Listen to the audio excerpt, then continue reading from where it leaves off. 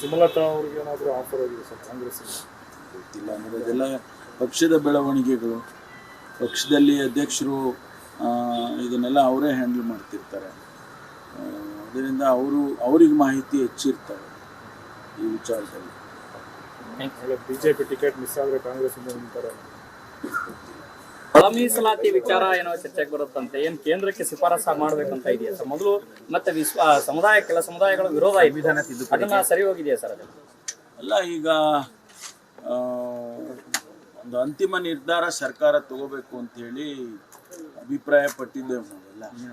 ಈ ಒಳ ಮೀಸಲಾತಿ ವಿಚಾರದಲ್ಲಿ ಒಂದು ಅಂತಿಮ ನಿರ್ಧಾರ ಸರ್ಕಾರ ತಗೋಬೇಕು ಅಂತ ಹೇಳಿ ನಾವು ಚಿತ್ರದುರ್ಗದಲ್ಲಿ ಒಂದು SC/ST ಸಮಾವೇಶವನ್ನು ಮಾಡಿದ್ದೆವು ಚುನಾವಣೆ ಮೊದಲು.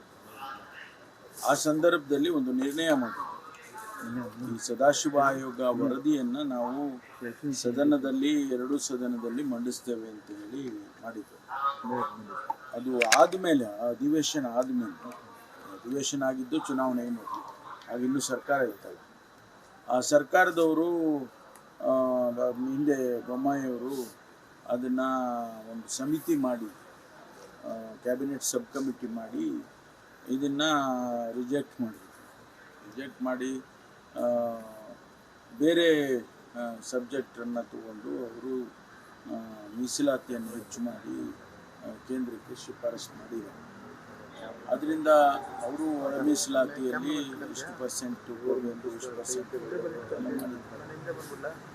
ಈಗ ನಾವು ಅದನ್ನು ಪುನರ್ ಪರಿಶೀಲನೆ ಮಾಡಿ ಕಾನೂನಾತ್ಮಕವಾಗಿ ಆಗಿಲ್ಲ. ಕಾನೂನಾತ್ಮಕವಾಗಿ ಅಂದರೆ ಸಂವಿಧಾನ ಆರ್ಟಿಕಲ್ 241 ಅಮೆಂಡ್ಮೆಂಟ್ ಆಗ್ತದೆ. ಅದನ್ನು ನಾವು ಈಗ ಸರ್ಕಾರದಲ್ಲಿ ಒಂದು ನಿರ್ಧಾರ ಮಾಡಿದ್ದೇವೆ, ಅದನ್ನು ಚರ್ಚೆ ಮಾಡಿದ್ದೇವೆ. ಅದನ್ನು ಯಾವ ರೀತಿ ಸರ್ಕಾರ ನಿರ್ಧಾರ ಮಾಡುತ್ತೆ ಅನ್ನೋದು ಕ್ಯಾಬಿನೆಟ್ಟಿಗೆ ತಂದು ಮಾಡಬೇಕು. ಸದನದಲ್ಲಿ ಹೋಗೋಕ್ಕಾಗೋದಿಲ್ಲ, ಯಾಕೆಂದರೆ ಸದನದಲ್ಲಿ ಅವರು ರಿಜೆಕ್ಟೇ ಮಾಡಿಬಿಟ್ಟಿದ್ದಾರೆ ವರದಿಯನ್ನು.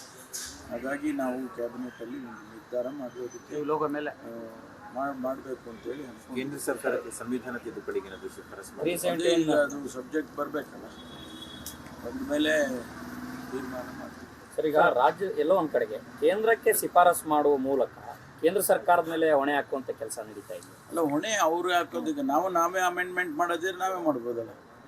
ಅಮೆಂಡ್ಮೆಂಟ್ ಅವ್ರು ಮಾಡಬೇಕು, ಅದಕ್ಕಾಗಿ ನಾವು ಹೊಣೆ ಹಾಕೋದಲ್ಲ, ಅವ್ರು ಮಾಡಬೇಕು ಅಂತ ತಿಳಿಸ್ಬೇಕಾಗ್ತದೆ.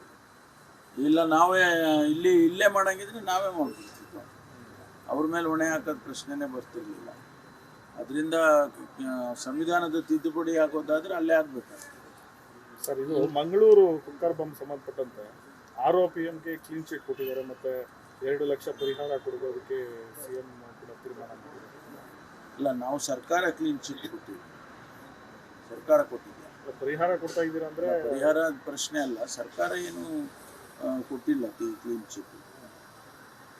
ನಾವು ಪರಿಹಾರದ್ದು ಪ್ರಸ್ತಾವನೆ ಇರ್ಬೋದು ಅಷ್ಟೇ, ತೀರ್ಮಾನ ಏನೂ ಆಗಿಲ್ಲಲ್ಲ. ಆಗಿದೆ ಸರ್, CM ಅದು ಗೊತ್ತಿಲ್ಲ ಸರ್. ನಿಗಮ ಮಂಡಳಿ ಪಟ್ಟಿ ಫೈನಲ್ ಆದರೂ ಕೂಡ ಇನ್ನೂ ರಿಲೀಸ್ ಆಗಿಲ್ಲ ಸರ್. ಸಂಕ್ರಾಂತಿ ಆಯ್ತಾ ಬಂತು, ನೀವೇ ಇವತ್ತು ಪ್ರಕಟಣೆ ಮಾಡಿಬಿಟ್ಟಿದ್ದೀರಿ. ಅದಕ್ಕೆ ಅಷ್ಟು ಅನ್ಬೇಕಷ್ಟೇ. ನಮ್ಗಿಂತ ಶಾಸಕರು ತುಂಬಾ ಕಾತರದಿಂದ ಕಾಯ್ತಾ ಇದ್ದಾರೆ. ನ್ಯಾಚುರಲಿ ಅಲ್ವಾ, ಅವರಿಗೂ ಒಂದು ಅಧಿಕಾರ ಸಿಗಬೇಕು.